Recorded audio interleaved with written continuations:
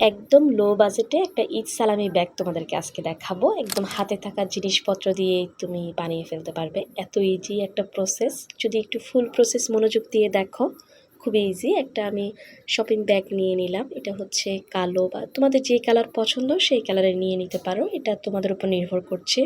এরপরে সার্কেল শেপের কেটে নিলাম। এই তো দুই পাশে লাগিয়ে নিলাম একটা কার্ডবোর্ড বা যে কোনো মোটামুটি ভালো একটু শক্ত কাগজ হলেও চলবে। এরপরে হাতের কাছে থাকা একটা লেস লাগিয়ে নিলাম।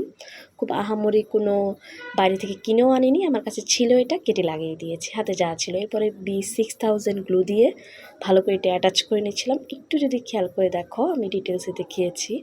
আর এত ইজি এটা, এটা যে কেউ পারবে একবার দেখলে। জাস্ট সার্কেল শেপের এটাকে শপিং ব্যাগ দিয়ে মুড়িয়ে আমি এটা দুই ভাগ করে নিয়েছি ভাঁজ করে। আর এই তো মন মতো ডিজাইন করে নিচ্ছিলাম। মাঝে মনে হচ্ছে একটু কম হয়ে গেছে, তা আর একটু দিয়ে দিয়েছি। এই হলো এটার ফাইনাল লুক।